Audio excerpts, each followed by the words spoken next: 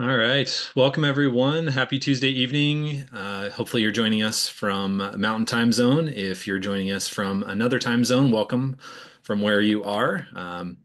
It is a snowy one for most of us out there, so appreciate everyone taking the time to come and learn a little bit more about ways to increase the overall after-tax return on our investments.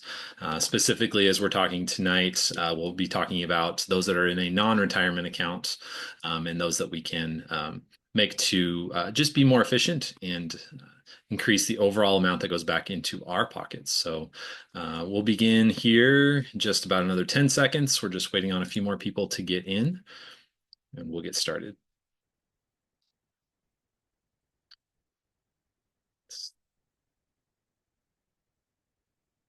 All right, we'll go ahead and go over the disclosure. This is just to basically let you know that this is for education purposes and should not be construed as tax, investment, or legal advice.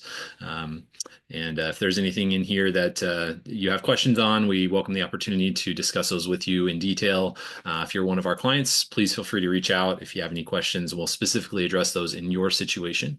Otherwise, please consult your tax or legal advisors for those issues.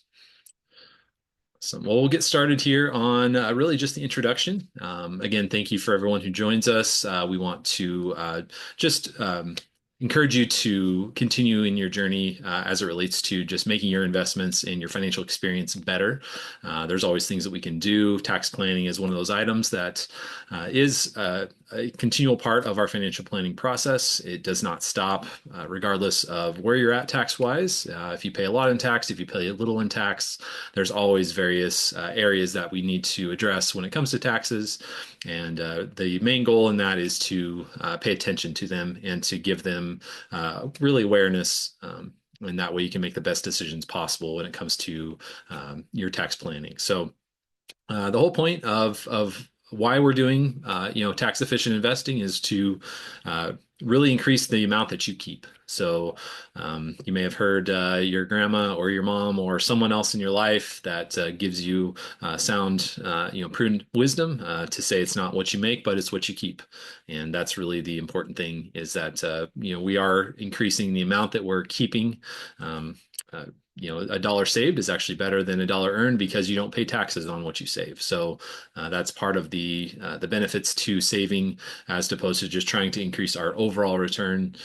Saving that money is actually even better than making an extra dollar if you're saving a dollar. So um, the best strategy also, as it relates to tax efficient investing, is not just in a vacuum. So we know that tax efficient investing does incorporate all aspects of your overall financial plan. So that's including your investments, your taxes, planning for retirement if you're not there yet, or if you're in retirement, planning for those areas that you can make your overall retirement distributions or your Social Security, less penalties on your Medicare premiums, all those different areas to help just increase the overall efficiency of what it is that you're bringing home.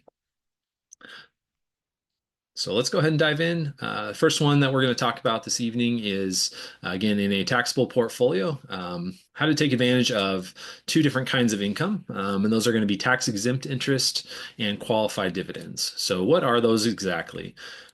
Well, the first one is tax-exempt interest, which is basically the interest that comes off of debt instruments, such as bonds that are issued by state and local governments.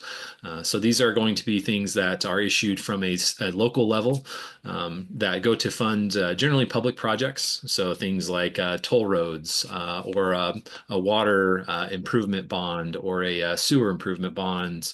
Um, Maybe anything else that supports a public cause or road repavement, or maybe even a new rebuild, something like that that would help increase the overall public benefit. So what those generally look like is those bonds are actually issued by a municipality.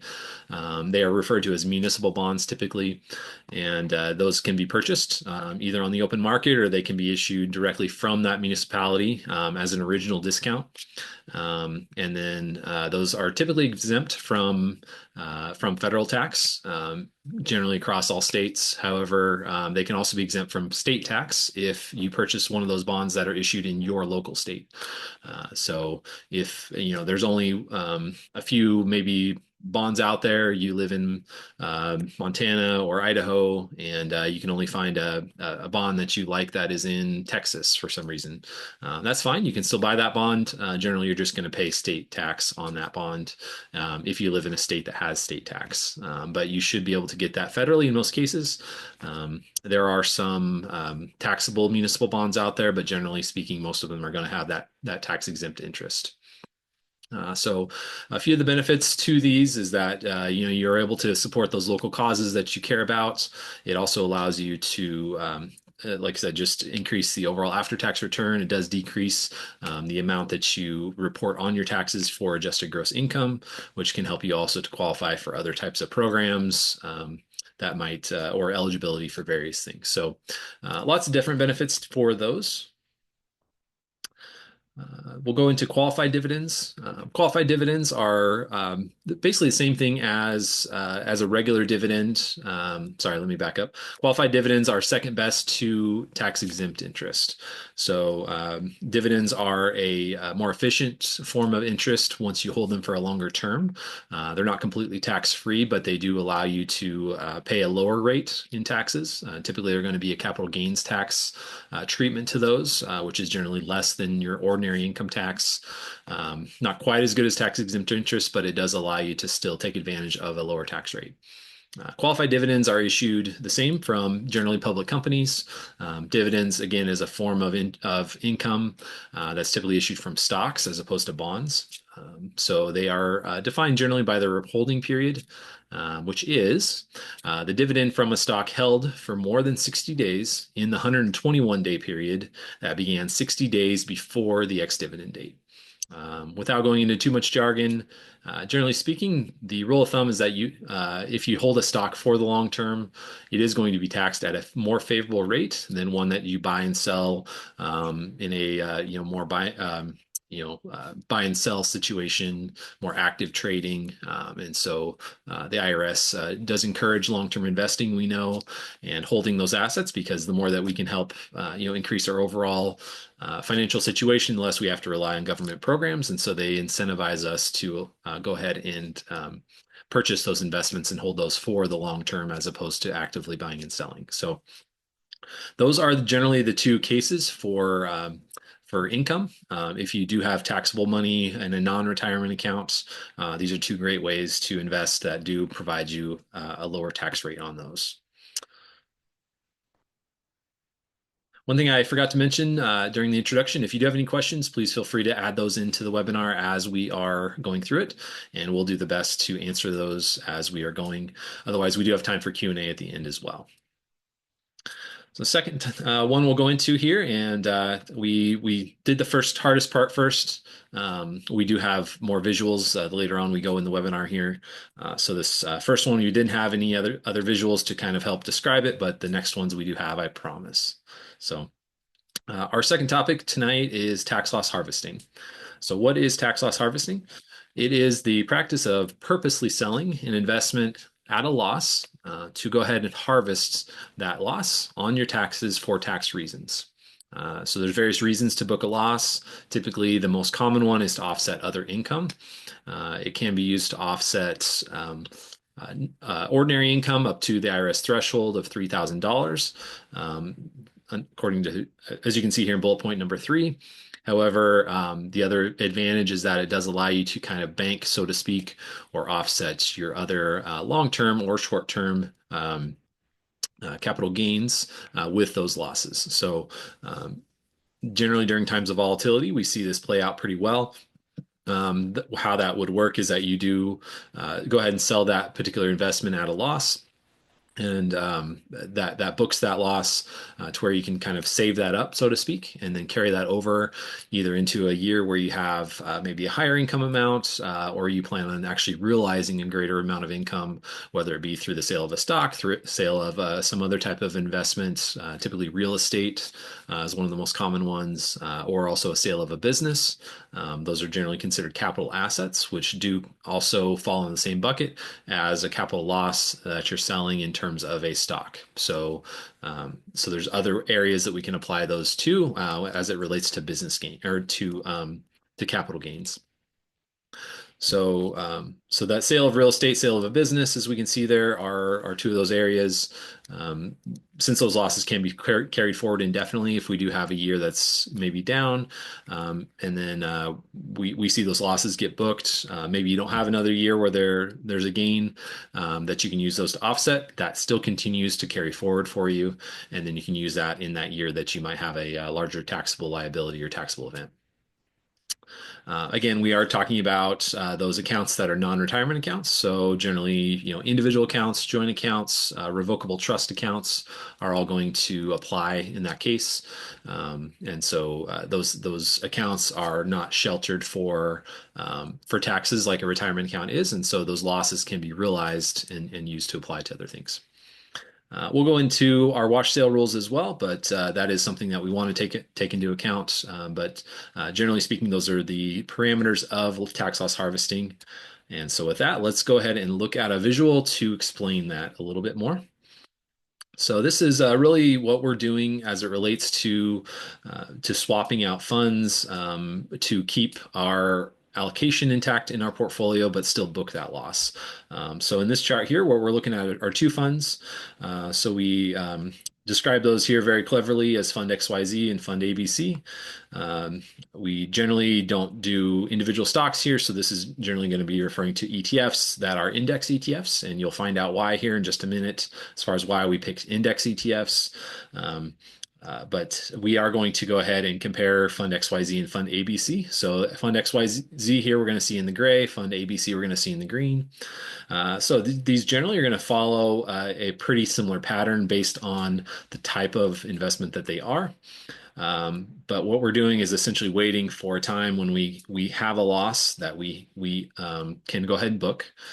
In this case, we own Fund XYZ, which is the gray one here, and we're going to wait until that fund goes down to a point where we can say that's actually a pretty good loss that we can go ahead and book, and that can help us on our tax situation.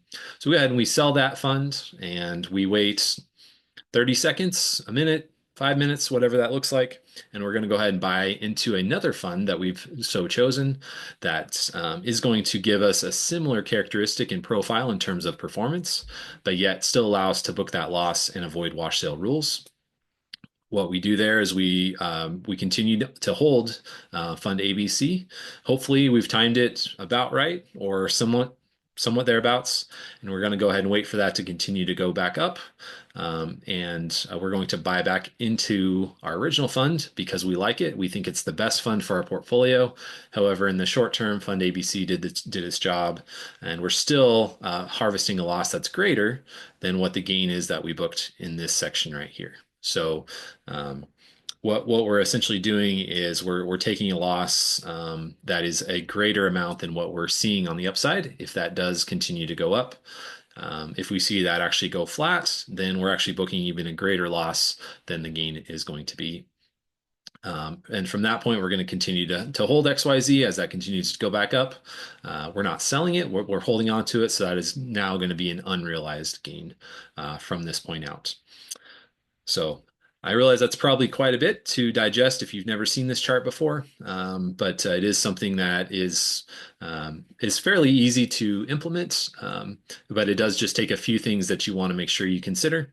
Again, if you do this with a professional or if you have a financial planner that helps you with this, feel free to ask them how they do that, and they'll be able to explain that to you.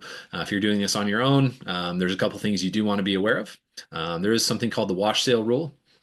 What that is, it's a 61-day window that is actually 30 days before and 30 days after the sale of the fund that you're selling at a loss.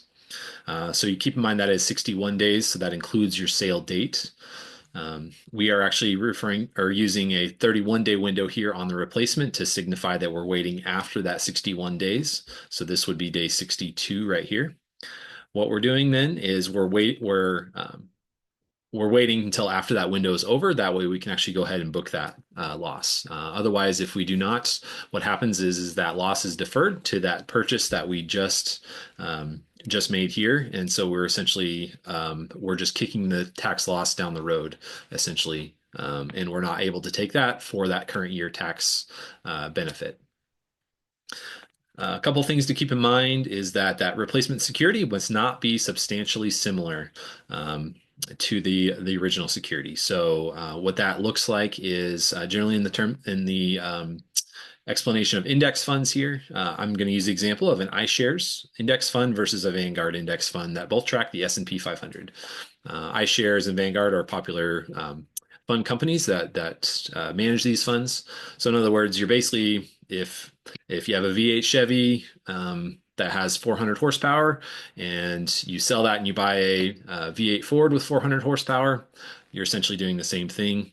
That's what the IRS sees when it comes to replacing those securities. They say you're not really changing the investment around, you're just changing the brand on that investment. We're not going to allow you to go ahead and book that loss. What you would want to do is find something that has very similar performance, but still is just enough difference that you're not triggering that rule. Case in point would be using, say, an S&P 1500 fund as opposed to an S&P 500 fund.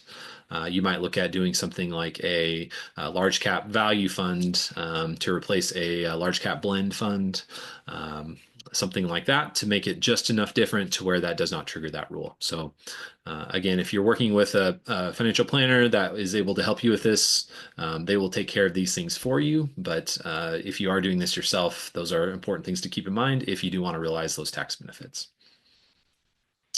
Just going to check real quick and make sure we don't have any questions on this topic here as we continue. Okay. No questions so far. If there's anything that you would like to know, please feel free to chime in. All right. We'll keep going here. I'm going to talk about our third topic this evening, which is effective tax location. So tax location is a term that we use that basically allows the optimal tax realization and tax utilization of different assets and different types of accounts. So the common problem that we see in most investment allocations is that an investor might use the same exact allocation for all of their investment accounts. So if someone has a Roth IRA, a traditional IRA, 401k at work, and then a taxable account, and they are a growth investor, they may put their portfolio in something like a 80% stock, 20% bond mix. And while that's great for the overall allocation, what that does not do is take advantage of the different tax implications of those different types of accounts. And we'll explain a little bit more about how that works here in just a few different slides. But it's a convenient way to go about it if you don't do any tax allocation. If you pretty much pick the same portfolio across all your accounts, hit submit, you're done. Well, that's great. There's really no optimization of the portfolio if you do that. So it's better to utilize different types of investments for different types of accounts. The best analogy that you might think about for this is on a sports field. You're going to have a very different physique for football players. From a running back to a quarterback to a wide receiver to a defensive lineman. You're going to see that those different types of players are going to focus on different things, and they're going to do different things very much differently than someone in a different position. So what we want to do is make sure that we have those right players in those right accounts doing the right things. A couple of examples are going to be in our tax-free accounts. So a Roth IRA, Roth 401k, you want to have really the highest growth potential and or the most tax inefficient investments in those accounts. The reason being is because we get a twofold effects with tax-free accounts. You're going to be able to put that money in and grow that money the fastest or the most aggressively, generally over the long term. If you do put those highest growth investments in there, And the added benefit is that you do get that growth tax-free. So you want to be able to take advantage of that wrapper, that tax-free wrapper, to be able to capitalize on that growth for those types of investments. Conversely, low growth or tax efficient investments should go in a taxable non-retirement accounts, such as those individual joint accounts, revocable living trusts, so on and so forth. Good examples of these are going to be in our first point, where you're looking at tax-exempt interest or qualified dividends. If you do have a trust account or a non-IRA account, those are great assets to put, or those are great accounts to put those tax-efficient investments in there, because you are going to be paying those taxes as that income comes in. And so the least amount of income you can pay on those investments that come into those non-IRAs, those non-sheltered accounts, the better. So we're going to go ahead and use a strategy that's commonly referred to in the industry as a bucket strategy to illustrate this a little bit further for you. When we look at a tax bucket or a tax location analysis, we're really looking at something that's going from least aggressive to most aggressive. So as we move up the aggressive chain here, we're going to see that the account types change as we move up, as do the time frames. So we have here our first bucket, which is our immediate bucket, which is generally going to be just those high yield savings accounts, nothing too complicated, something that's just going to keep your money safe. You're just trying to preserve that. You're trying to save it, have it liquid, not really trying to do much other than just keep up with inflation in this case. As we move up here, we have more of a short-term bucket. We're looking at about a 2-year window, 2-year plus, 3 years, maybe even 4 years might be proper for this. So these are generally going to be those municipal bonds, maybe a balanced portfolio with some qualified dividends, steady income. Stocks combined with some bonds, that's going to generally give you a pretty balanced portfolio. Our next step up here is going to be our medium-term bucket. These are generally going to be those tax-deferred accounts, such as a traditional IRA or a traditional 401k, where we do have tax savings as it grows and tax deferral, but we're not going to get that tax-free income because we do pay taxes on that when it comes out in retirement. And then lastly, we're going to have that long-term bucket, which is going to be our tax-free vehicles, which we love so much. Those are going to be those Roth IRAs, Roth 401ks, and also if you do have the ability to contribute, or if you've had an HSA, HSA stands for Health Savings Account. Anything that you're able to invest in those accounts, again, is also tax-free. So we want to capitalize on that. If you are able to invest your HSA, also saving that up, even if it's for medical expenses, they can also be used for Medicare premiums. If you are Medicare age or approaching Medicare age, there's always different uses you can use an HSA for as well. A couple items to consider here again, just reminders, but those higher growth, tax inefficient investments should go over here on that far right bucket if possible. And then those lower growth tax efficient investments should be kind of in this second bucket here from the left as we go forward. See any questions at the moment? So we're going to keep going for now. We'll move on to bullet point number 4, which is gifting from appreciated stock. So if you haven't been able to join our past webinar, we did do a webinar that does go over charitable giving methods, and this is one of them. There are 2 others that they do describe more detail on that one, but again, we're going to specifically refer to tax efficient investing on this one in a non-retirement account. And so this is a way to accomplish charitable giving goals from those stocks that are tax efficient.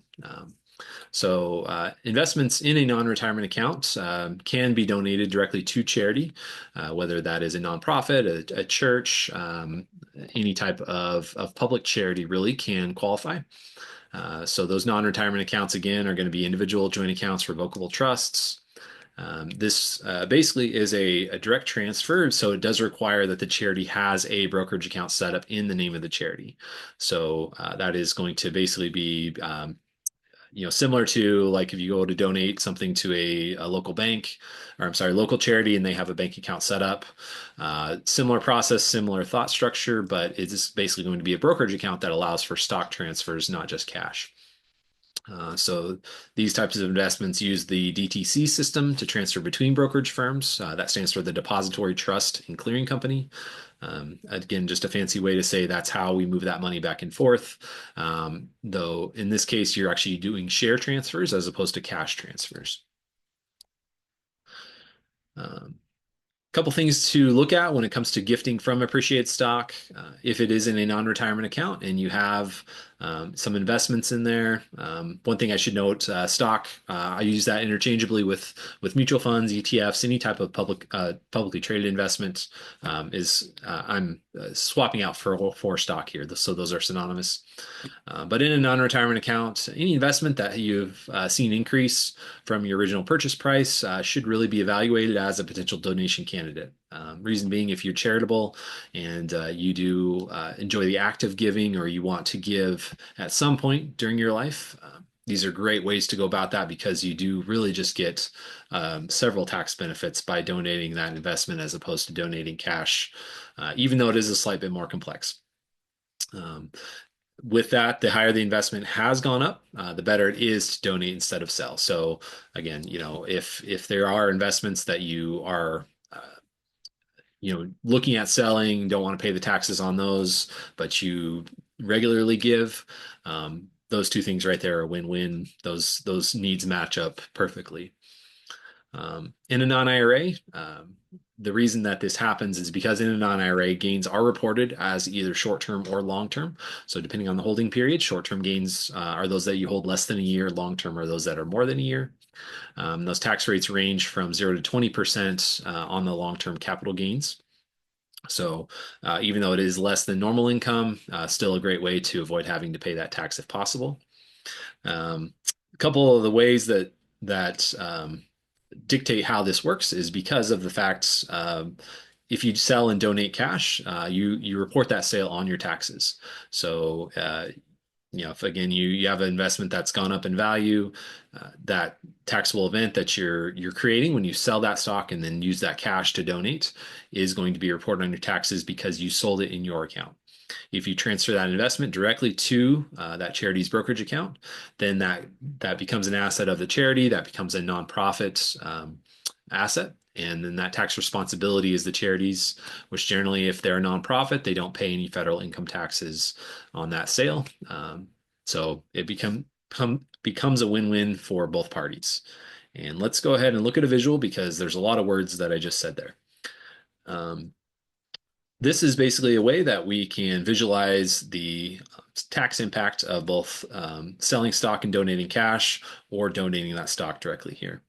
So in this particular case, that stock cost us $60,000. We've held it for more than a year. It is now worth $100,000.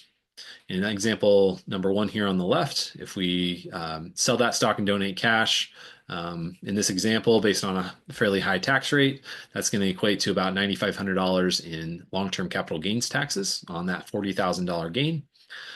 We go ahead and we withhold that money for taxes because we know that's going to happen, and we want to go ahead and reserve that to pay that tax liability at tax time. The net, we go ahead and donate to charity of about $90,480. So again, great way. We've made money. Our capital gains taxes are fairly low. However, there is a better way. So if we donate that stock directly, again, same amount that the stock is worth, as opposed to selling that and donating the cash, we go ahead and donate that stock directly to charity by transferring that to that charity's brokerage account. We realize a capital gains tax of 0. However, we actually get that $100,000 donation as opposed to the $90,000 donation, which is a full $10,000 or $9,520 more on our taxes that we're actually getting as a deduction as well.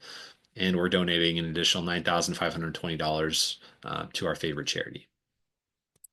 A few reminders is that stock can be any publicly traded investment. So if it is a stock, again, an ETF, a mutual fund, anything that you can really buy and sell on the open market in a brokerage account, you can go ahead and move that over. Keep in mind there may be a small fee from the sending account, your sending brokerage firm, just to go ahead and facilitate the transfer. But generally speaking, if you have a fairly appreciated security, that's going to be a minimal type of an expense. And then again, it must be donated from a non-retirement account, such as an individual account, joint account, or a trust. If you have additional questions on this, please feel free to reference our last webinar on charitable giving strategies. Or if you're a client here, we can definitely discuss that with you as far as how to best donate to your favorite charity. Still no questions here at the moment, so we are definitely ahead of schedule. We're going to continue going here with our last point, and then we'll open up for questions. Looks like we should be able to end here a little bit early. So we'll go into our last item here, which is a fairly new strategy and one that does not see quite as much visibility as some of the other ones, but it is a very valuable strategy and one that is gaining popularity, and that is called direct indexing. So, direct indexing is well, I'll just back up here first of all. Index investing is a proven low-cost strategy to invest in a diversified portfolio um, made up of different markets, different sectors, asset classes, depending on your investment strategy. Could be very, very broad-based. It could be very specific. But index investing is a way to go ahead and own that sector, that industry, without having to buy all those individual securities. It's a very easy, convenient way to do that. Up until recently, the most common way to accomplish index investing was through those baskets. So most frequently, mutual funds, ETFs now are probably the method of choice for most investors. If you go to most firms, ETFs are going to be the bulk of the portfolio due to their tax efficiency and their low cost. But essentially, you're again buying those baskets that hold all those individual investments in them, as opposed to having to go out and buy them all. You're just buying one symbol. You hold that in your account, and that's where all the reporting is made. So again, it's very, very summarized and very succinct in how you can invest in those baskets. While these baskets are still a very great way to go ahead and invest, there's ways and there's complications that can come up where maybe there's a bunch of highly appreciated stocks that you hold from a previous portfolio, or maybe they're gifted to you, whatever the case may be, to where you can't necessarily easily get out of those individual investments and then re-diversify into those ETFs and mutual funds. In that case, a direct indexing strategy may actually make more sense than going ahead and selling, realizing those gains, and having to pay some taxes as you diversify your portfolio. So the customization and the tax efficiency is really where these types of portfolios come in. So let's go ahead. Oh, sorry, one more slide here, and I promise we have a visual. A couple of the problems, again, with mutual funds or ETFs is having to go ahead and sell those appreciated investments in order to gain that diversification. So again, if you have a portfolio of 5 stocks, they may have gone up in value, but again, you are running a concentration risk by having all the investments in kind of those just very small amount of securities. So diversification is key from a risk standpoint. What direct indexing allows you to do is taking those small number of stocks and then going ahead and plugging that into a larger indexing strategy, such as an index portfolio, maybe of the S&P 500, maybe of the NASDAQ 100, or even the S&P 1500 if you want to gain even broader market exposure. And so you're essentially allowing those investments to just plug into that basket of those individual stocks. And that allows you to not have to sell and realize capital gains.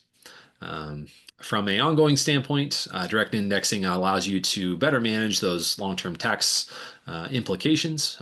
So generally speaking, on any given day, you're going to have multiple different stocks in an index that might be down. So for various reasons, just trading volume on the day, or maybe some stocks are going to have some bad news on the day, and you're going to see that temporary dip.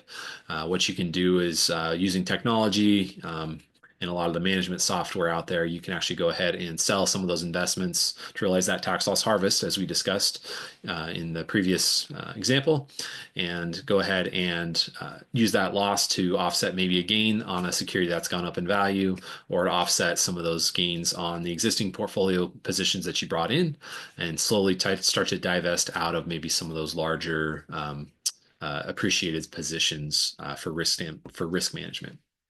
So ongoing and also the initial implementation of the portfolio are better from a tax standpoint. So we'll go ahead and discuss how that works here with a visual. So uh, quite a bit going on here. We'll try to explain that. If there are any questions, please feel free to ask that, and I will address those as I'm talking through this. So over here on the left, we're going to see where we have a traditional index, ETF, or mutual fund. Uh, so we have the different sectors. In this case, we have six main subsectors that we're getting into, such as technology, energy, healthcare, finance, industrial, and real estate. So we see those individual asset classes here represented by the different colors. Within those baskets, we're going to see that those baskets have lots of different positions in those. So some are going to make up a heavier weighting, some are going to be a little bit smaller. But overall, you're going to see where there's hundreds, if not thousands, of individual companies that make up these individual funds. So we are diversified. We have a lot of different positions in here, and we're able to withstand a lot of different market environments, conditions. However, if we do have existing positions, we cannot breach these barriers in terms of these baskets. These are set baskets, and we cannot just go ahead and plug those existing positions into these baskets and sell off something in that we want to. These are set, so somewhat inflexible when it comes to how we can customize it. Over here on the right, we see that this is a direct indexing portfolio. So as opposed to having those individual baskets inside of this, you can see here where this is all just one big pie here. So, or basket, I guess, if we use the same terminology. So you can see here we have the same colors. We tried to match these up as best as we could, but here we have our technology sector, we have healthcare, we have finance, we have what do we got here? Energy, real estate, and then our industrials. So a very, very similar portfolio from a risk standpoint and a diversification standpoint. This is not to scale, so we do have generally about the same amount of investments, maybe a little bit less, but we're still going to have the general components of the index that we're trying to track made up of all those individual positions in here. The advantage to this particular portfolio is that we don't have those barriers here of those individual baskets that we have to work around. So if we have those six stocks, we'll just say these stocks here that are in our industrial space. If we have five industrial companies that we have from a previous portfolio, we try to plug those into this portfolio. It skews our portfolio. We can't get the same exposure to those asset classes that we want. We go ahead and go into a direct indexing portfolio here. We plug those assets in. We may be out of whack for maybe a short term while we wait for the investments to move around, but we see how maybe some of the investments in our technology sector maybe drop temporarily in price. We go ahead and book a tax loss harvest on those. That offsets any gains that we have on these companies. We go ahead and sell the industrials.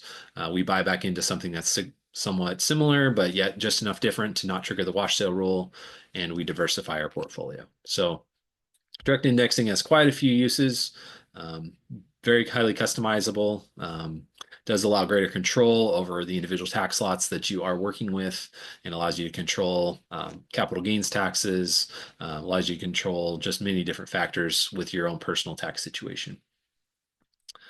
A few different reminders here. Again, these are only effective, I should say mostly effective in a non-retirement account for tax benefits. You can use direct indexing in a qualified portfolio like a 401k or an IRA, but generally speaking, it's not really needed because you can really get those traditional benefits or those tax benefits from a traditional ETF or a mutual fund in an IRA or a 401k because you don't pay capital gains taxes in those types of investments, or I'm sorry, those types of accounts. But generally speaking, it's generally most useful for a non-retirement account. The other case to consider on those is generally because there are a little bit higher fees on direct indexing portfolios. Not a lot, but fees could potentially make a difference when deciding what to invest in a non or in a retirement account. And again, they are especially useful if you need to work around existing appreciated investments, as we discussed. Really just being able to plug those investments into that strategy, diversify with a few clicks, and then optimize the portfolio for diversification, tax management, all those different benefits as you continue to hold those investments in that direct indexing strategy. All right. Let's see here. I'm just checking for any questions here as we getting close to wrapping up. Looks like everyone has completely grasped every point of this webinar, and no one is has their head spinning at the moment. So hopefully that's the case. If not, we welcome the opportunity to chat at this individually if you just don't want to ask a question. So um, don't see anything else coming in right now. Um, all right, actually, here we go. So got one question that came in. Okay, so what kinds of investments are not tax efficient that you want to have in a Roth IRA or Roth 401k? Okay, so let's just go back to our bucket here. So the question is, what are these tax inefficient investments that you want to have in these long-term buckets that that you don't want to have over here? So, generally speaking, you're not going to see a ton of super tax inefficient investments in most institutional management accounts if you have someone that's doing this for you.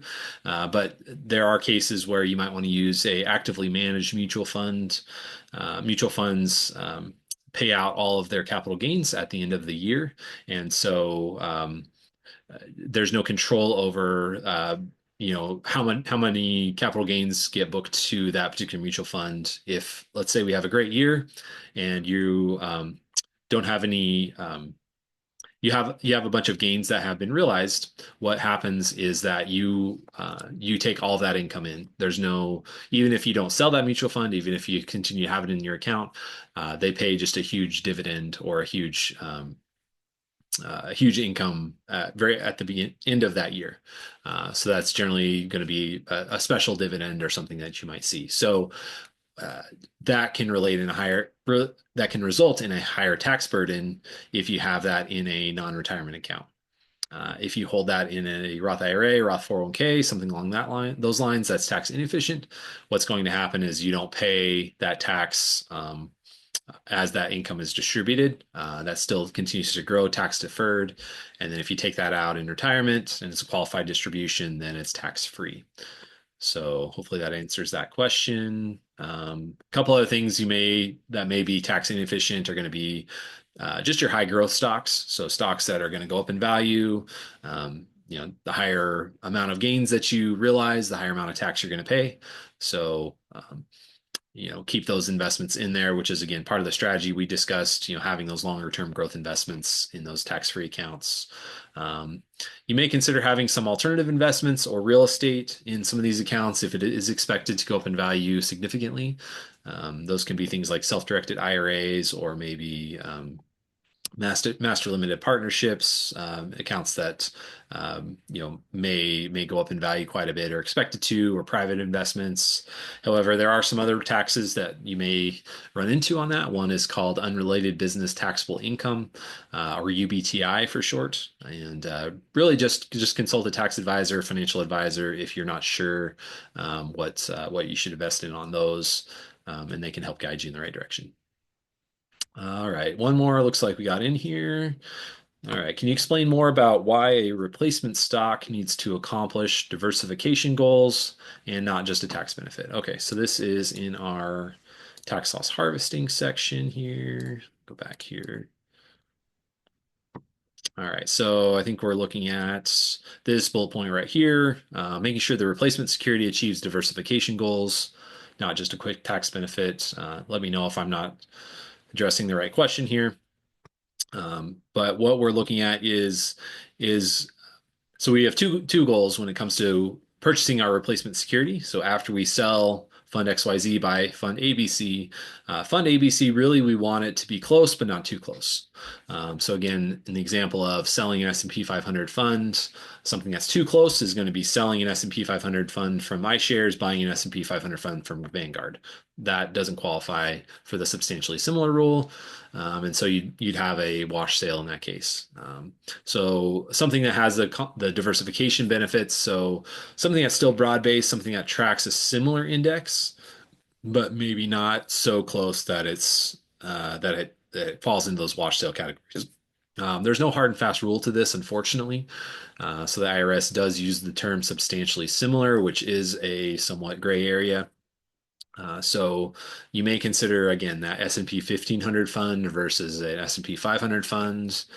You're talking about a fairly short-term time frame here to hold on to that replacement security. So even if something isn't exactly the same, it's okay.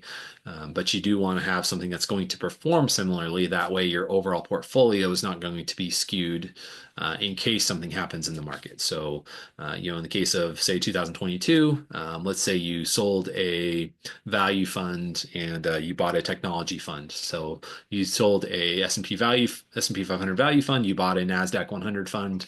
Unfortunately, tech was down extremely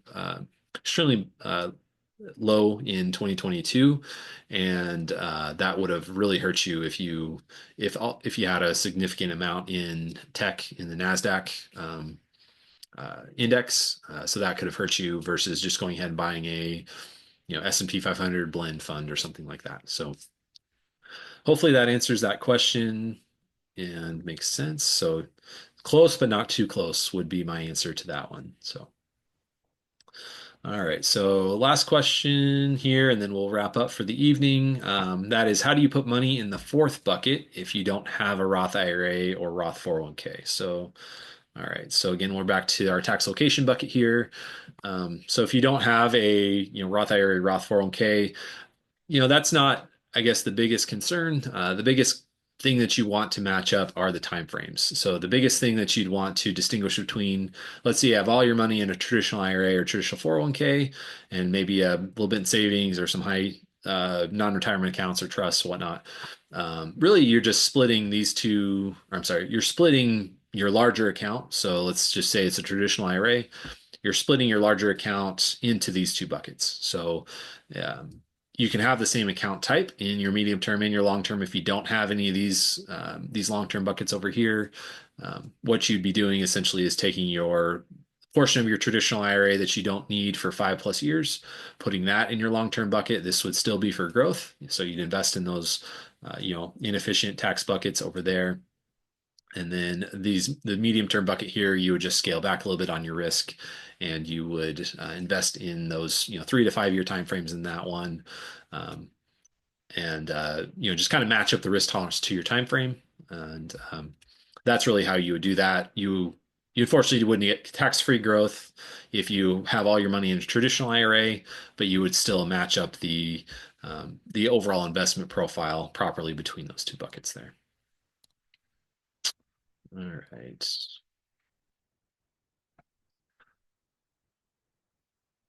Looks like that is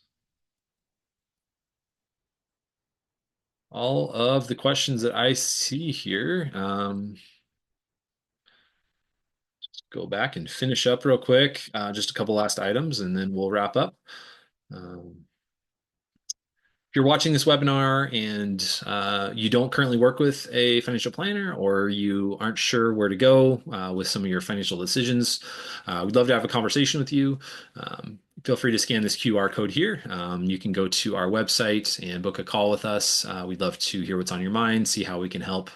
We specialize in working with Christian outdoor enthusiasts or those that really just want to accomplish their stewardship goals. We work closely with all of our clients to be able to get them in a better financial space. If you are an existing client and you're watching this, whether it's on a recording or live, feel free to let us know what's on your mind if you found this helpful. We'd love to hear any feedback that you have as well. And I think that covers the topic for this evening. So we're going to go ahead and wrap up. Thank you again, everyone, for joining us this evening, and hope this was helpful. We look forward to seeing you on our next one. Have a great evening.